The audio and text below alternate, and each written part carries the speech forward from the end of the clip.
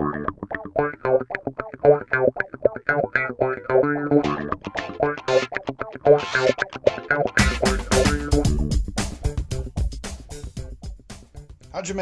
welcome back to Comic-Jutsu. JT McRoberts here with you once again, and it's time for another edition of What Comics Did You Buy This Week?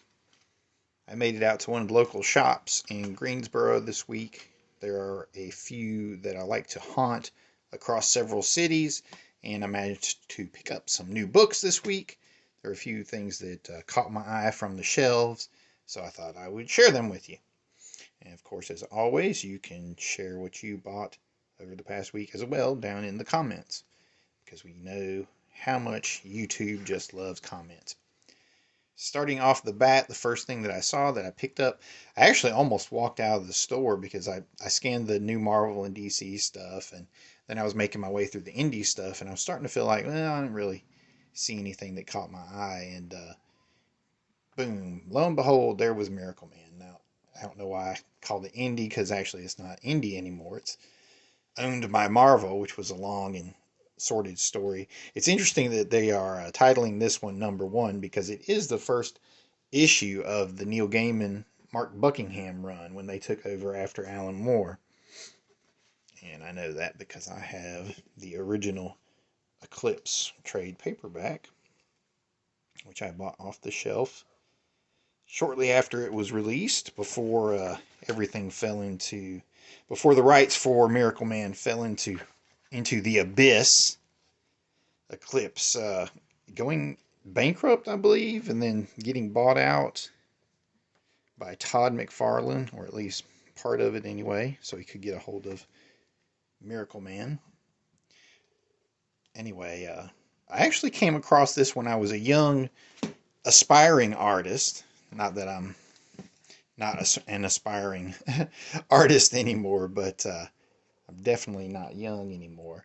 When my RA at school loaned me a stack of books, and the Neil Gaiman Miracle Man was part of it. The cat is determined to disrupt this video, but we're going to try to power through. Hopefully he doesn't come running across the table here. But anyway, the rights have been tied up for several years over a dispute between Neil Gaiman and Todd McFarlane over ownership of the characters that Gaiman created for McFarlane's Spawn, back when McFarlane was hiring great artists to help him build the foundation for what has become his Spawn universe. I was pretty mad at McFarlane for years over that, because we couldn't get any more Miracle Man. Gaiman has another storyline planned after this Golden Age storyline, but without the right to continue the Miracle Man story, we'll never see it. And that is the cool thing about Marvel finally getting the rights and re-releasing all these classic Miracle Man issues. They published the famous Alan Moore run a few years ago, and now they are doing Golden Age. Got a little sketchbook here in the back. Mark Buckingham. Very nice. It's cool to see. I always like seeing artists work out their ideas, their character ideas, and things like that on the page. I don't know if you heard that, but that was Natty saying hello. Ooh, Miracle Man Omnibus. That is tempting, but I can't buy Miracle Man in like every single format that it's released in. That would be just ridiculous. I also picked up Wild Cards #1. Marvel as well. Who knew that Marvel was going to win out the day this week? There are actually a few issues into this, but I'm a big Wild Cards fan. I had read the series back when it was first released, or a few years after it was first released. Famously edited by the great George R.R. Martin. A tale of what if superheroes were real, and how the introduction of super superheroes and superpowers into the world society, just changed history and the world in general. It's just really a fascinating series. So I did not know that Marvel was going to do a limited series on it. So this was a pleasant surprise. I'll probably really dig it, but I thought, I'll give a lot of first issues a chance and give an issue a chance to catch my attention. But if they don't hook me in after that first issue, there is no guarantee that I'm going to continue or give issue 2 a try or anything. So anyway, there you go.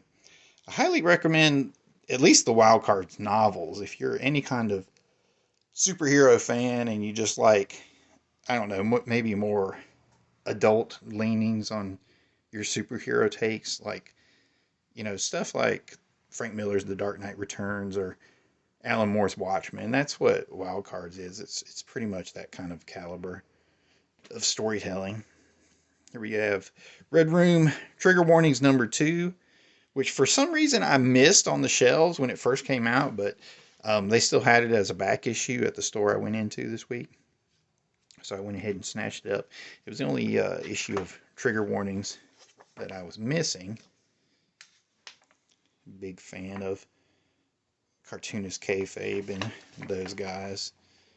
And definitely love Ed's storytelling and his style. I picked up the facsimile version of The Tomb of Dracula, number 1.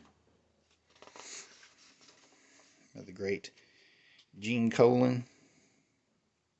At this time written by Jerry Conway. It wasn't until Marv Wolfman took over as the writer. Marv Wolfman. I'm mangling my syllables there.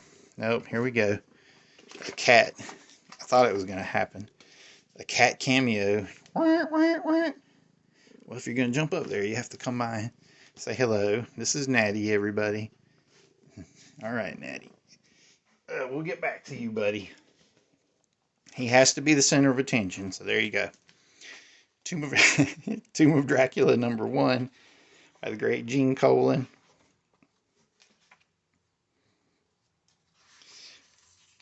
I think I mentioned on one of the other videos that I have the complete Essential Tomb of Dracula collection, which reprints all these old stories in black and white. And it's just fantastic. But it's cool seeing these in color. And of course, the first issue of anything is always cool. And that's a classic run. Okay, and here we have a couple dollar box finds. So I got We Are Humanoids, featuring the Incal. Original story by Smart Mark Wade and Stefan Roux. Or Roux. Ooh, very cool. Is that a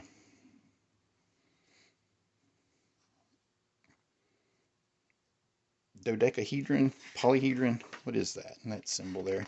I've seen that before.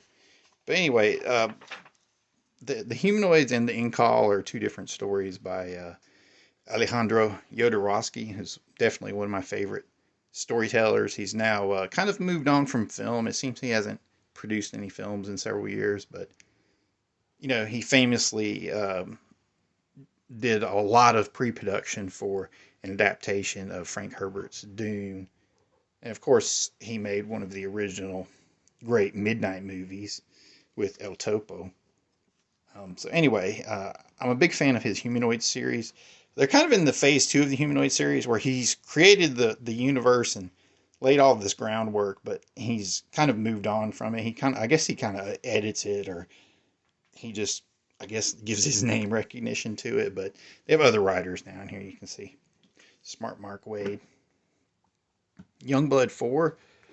For some reason, I didn't have a copy of this. I was looking for it recently. I thought, let me go back and read that.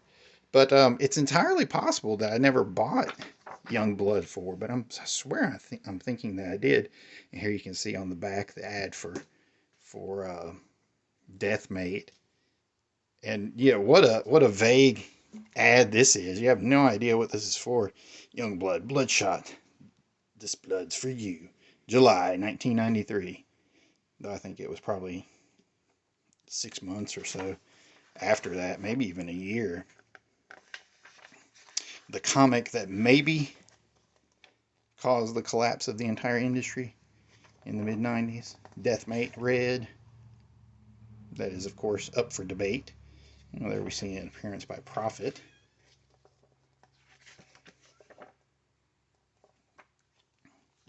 I think by this time I had kind of given up on Youngblood. I was a little annoyed that there were things like Youngblood's Strike File coming out and Brigade and all these things that seemed, very tangentially related to Youngblood that kept coming out, in number 1s and 2s and 3s, but we weren't getting the core Youngblood story. I mean, I was super pumped for Youngblood when it first came out, believe me. I've still got 2 copies of issue 1 tucked away in my boxes, but it took a while for the main storyline to actually get published in total because it had really a lot of delays. Another dollar box find. Prodigy number 2 by Mark. We call him Millar. He spells it that way, but he says Miller.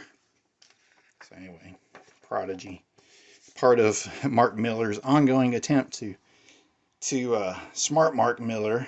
It is his attempt to rewrite Watchmen and The Dark Knight Returns in every way possible as a movie pitch. So there's the Emperor's New Clothes for this one, Prodigy. Very cool find here. Wizard number 200. I had definitely given up on Wizard by this point. Somewhere around 1995 to 97. I feel like I wised up to Wizard because I was one of those guys that followed the pricing guide in here and the speculation on which artist would be hot, which character would be hot, and followed all the Valiant recommendations and the Image recommendations and the Jim Lees, the John Burns, the everybody across the board. But after a while, you saw that those prices weren't real. If you turned around and tried to sell those issues, you couldn't get that price that you saw in the books. You could never get those from comic shops anyway. That's one of the great things about the modern digital age is that we have access to the secondary markets such as eBay and Amazon. It makes it so much easier not only to buy things that you need for your collection, but to actually sell pieces of your collection. I mean, was never able to sell anything in the mid 90s to early 2000s, but with the advent of the internet, that has all changed. Here we go, another great find. I love finding these old books like this. I mean, yeah, part of it is nostalgia, but I enjoy looking at the information that they doled out at the time. Nowadays everybody is familiar with the oversaturation that Disney does for any of their major projects. I don't know if you guys can hear the cats in the background, but sorry about that if so. But it's interesting seeing how they hinted at the story to come, because now, of course, we all know how these classic stories turned out, and at the time you didn't exactly know. Like, before Jedi came out, we still did not have confirmation that Luke and Leia were brother and sister, and at the time I was kind of, I don't know, maybe a little weirded out by that, like that, because they seem to have kind of romantic leanings in the earlier films. I mean, they even kissed in the previous film, so that's kind of creepy. But anyway, I always think it's fun to flip back through these things and see what they tell you about it. I love this spread. That's such a cool image. You can tell they posed this on the set, that while they were doing this, when they got done shooting it or whatever, they said, okay, Mark, now get in position with your pistol. We're going to get a cool hero shot. You can see all the stunt actors in the background or whomever poising like we're going to get you, Luke Skywalker. Ah. Cool stuff. So anyway, and another cool one to find, The Empire Strikes Back, a official collector's edition, and it really is. It's from 1980. It's in practically brand new condition. There must have been a warehouse full of these somewhere because it's not worth much online. After I found it at the store, I went and looked it up online, and I think you can get them for anywhere from between $5 to $10 with shipping. So there you go. But for me, I just love these old collector's editions. And this is the only thing I ordered online this week. Namor 21, because I wanted to fill in my collection, part of my collection. I have this book, or I had it in the past, but somehow it's gone missing. I don't know what happened to it.